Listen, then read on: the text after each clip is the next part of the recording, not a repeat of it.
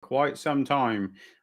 Just want to make sure that this is streaming. If you do happen to be watching on the live, hashtag live. If you watch this on replay, hashtag replay. I am just trying to see if it's showing up in my feeds anywhere.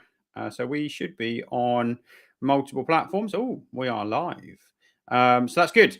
So hope everyone is doing well. I want this to be a really short live today, and I want to try and share a bit more of my inner thoughts. I want to share something that is really important to me, and I'll refer to it as you're the CEO of your own life.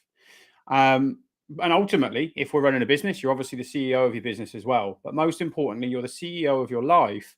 But what a CEO does really well, so a chief executive officer does really well. So the owner of the business, the person driving that business forward, the person responsible who is overseeing everything, is they have a board of people around them.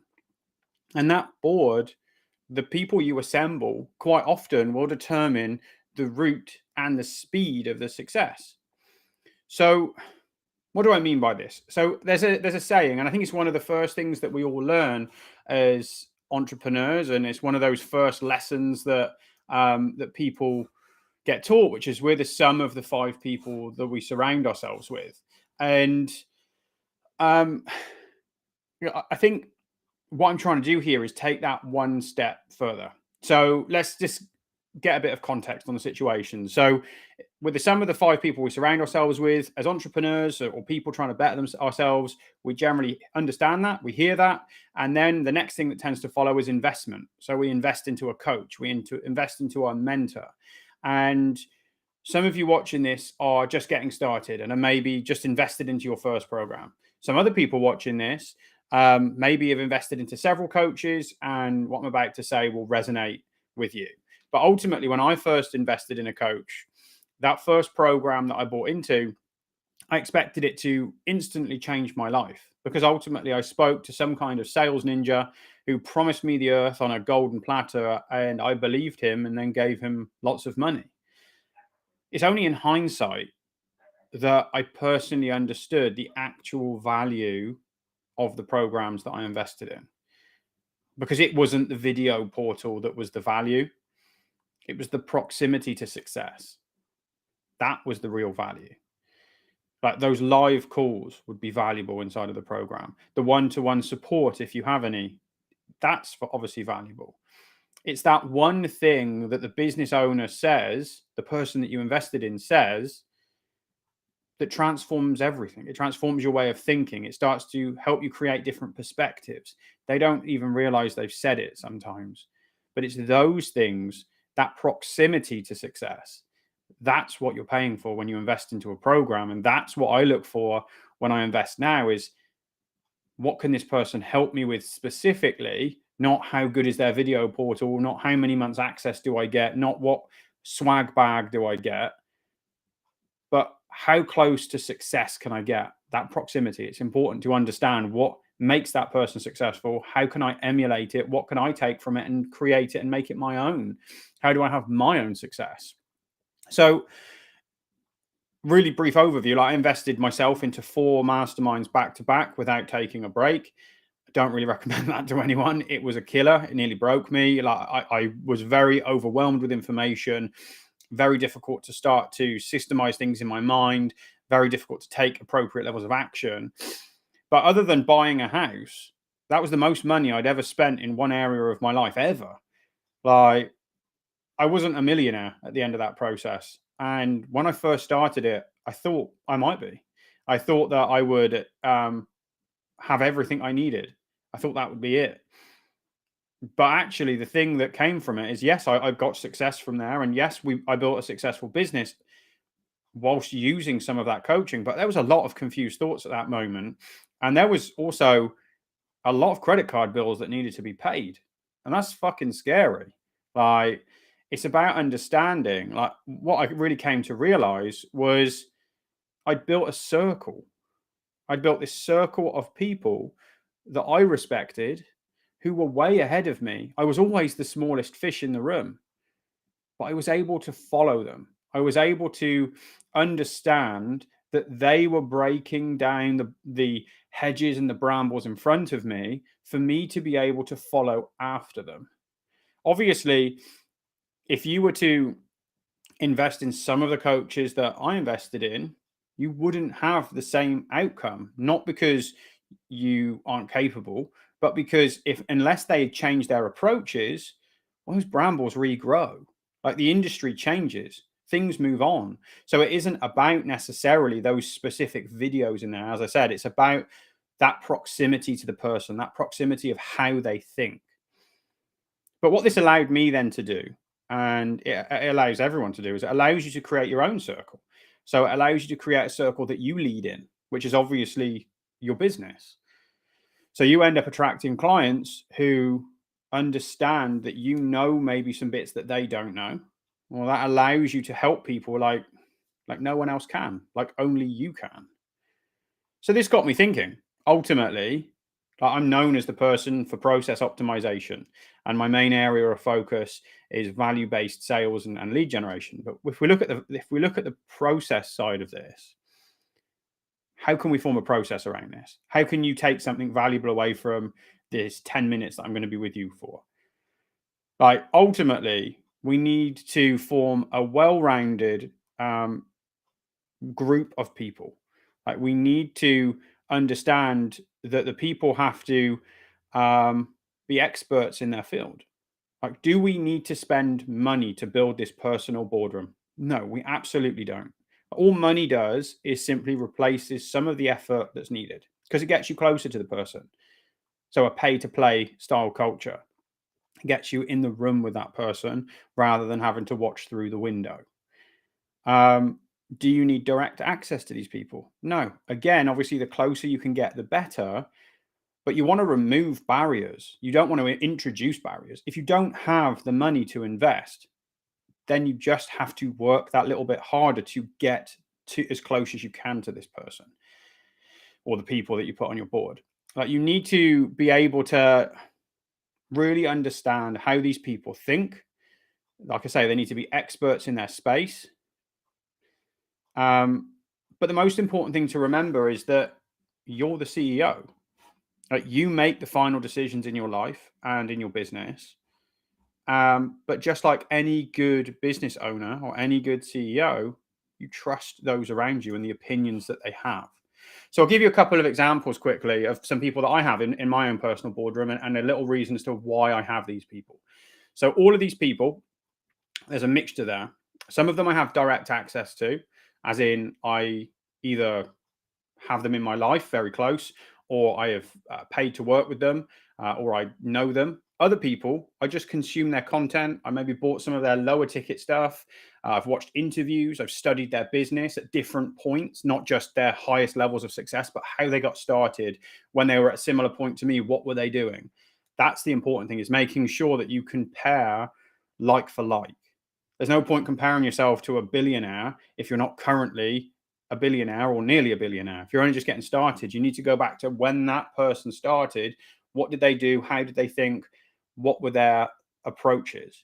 So for me, when I look at it from a mindset perspective, who are people that I look to for guidance when I feel that I need some additional help and support? Two main people, Eric Thomas and Tony Robbins. Tony Robbins is the head of mindset inside of my world. He's somebody who has these overarching principles that have created massive change. But if you're not careful, I personally find that they can get a little bit too floaty. I can get a little bit too immersed in that process. So I need something that brings me down to earth a bit more. Well, Eric Thomas does that for me. Eric Thomas is that person and he has millions of hours of content on YouTube, like actual valuable stuff, not just promo videos, but like really, really valuable stuff on there. And it gave me personally very specific guidance. I resonated with it. If I look at it from an exercise perspective, who do I look to for advice? Well, I look to two people, like a coach that I worked with for a long time, a guy called Joe Pitt, who's an IFBB pro from Australia. He helped me a lot at points in my journey with losing 100 pounds. Fantastic guy. fantastic coach. But then I also looked to somebody else. I looked to Kai Green. I think Kai has some very interesting thoughts and processes around things. I like that style of training. Obviously, I've always got my own thoughts, as I said, like I'm the CEO of my life. I will always make those decisions. If we look at business strategy, I look to three main people who I think have varying approaches. There's some crossover, but they are all a little bit different. Firstly, Grant Cardone.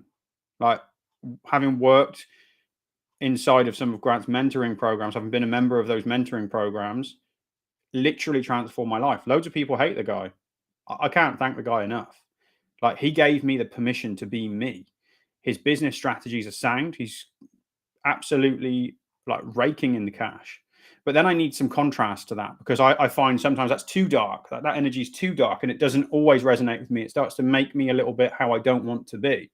So I then have a few other people. So Taylor Welch, I think he's an incredibly intelligent person. I think he has, again, some very interesting insights into things.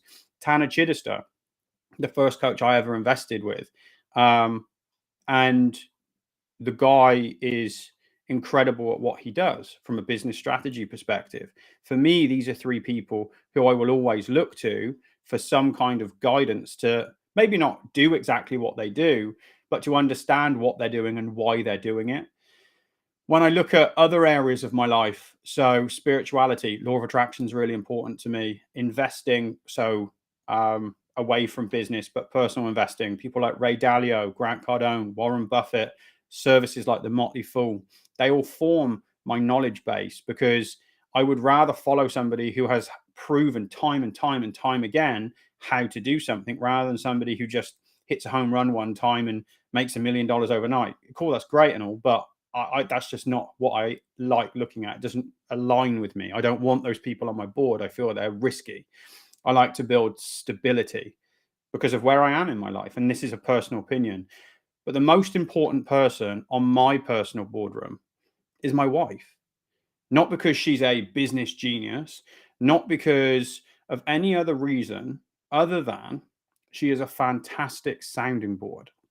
So if we look at it like this, I'm a ship. Every ship needs an anchor. My wife provides reasoning. She provides a different perspective. She is that anchor in a choppy sea. I'm the boat that keeps everyone afloat, but she's the anchor that stops us from floating off into the middle of the Atlantic Ocean. So how do we form a process around this? Because your board of your personal board is going to be different to my personal board of advisors. I'm not saying that you should use my people. If these people resonate with you, then cool, that's great. Feel free, consume their stuff. They're fantastic.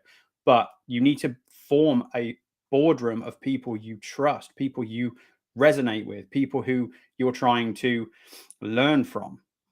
So the process for me works like this.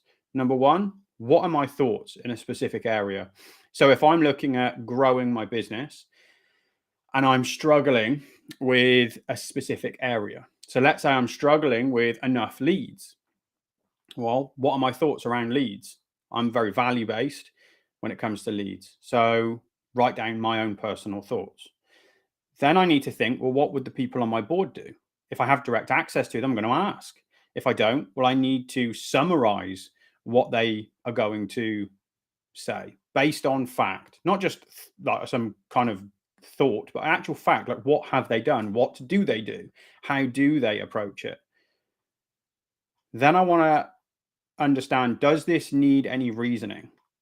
So my wife, if you're looking at it like a business structure, she's the COO, the Chief Operating Officer. Like, if there's anything that needs any filtering, any reasoning, it all runs through her, because I know I need to get clarity on my thoughts. I know that she will ask me the right questions, and I'm very lucky to have somebody like that in my life. But I know she will ask me the right questions to be able to make the right decision. You need people who are not afraid to ask you tough questions, people who are not afraid to question what you're doing, not because they don't trust you, but because they care about your success. So I have my thoughts over here. I have the board's thoughts over here. I have the reasoning process in the middle, like that filter. I see it like a a sieve. You're pushing everything through, like you're trying to squeeze some orange juice. You've got two sides of the orange, you're squeezing it through the sieve to get rid of all the bits. So you've got some nice smooth orange juice at the bottom. Then the next thing, these next three things are critical to the success of this process. Take some fucking action. Like, you actually have to do something with this information. This is a really fun process. Like, understanding, like, how am I going to do it? What is my goal going to look like? And yeah, this is going to be a really cool process. I'm going to do all this stuff, but you have to take action. You actually have to do stuff. Think of what your board would say. What would the head of business strategy say? Take action. We need opportunity volume is going to be one of the main things they're going to say. So take the action, then review. So take action, batch it. So put it into a batch. So for me, I like doing things in batches of 10 or 20, unless you're doing it on a high scale, and then it's batches of 100. Review that data. Are we starting to see signs that we're moving in the direction we want to? If we are, great, keep going. If we're not, adjust, and then continue to move forward. This personal boardroom that helps you with your life, that helps you with your business, this needs to be something that you know you can rely on. The more success you have, the closer you're going to get to the people on your board until they actually sit on your board. But until that point, it's about consuming the relevant resources and making sure you listen to very specific voices. Too many voices and you get overwhelmed. Too few voices and you end up too narrow-minded with your approach. You need to strike that balance. I hope this has been helpful. Anyone has any questions, drop me a message. Hey, Jazzy, hope you're doing well. And I look forward to seeing you all soon.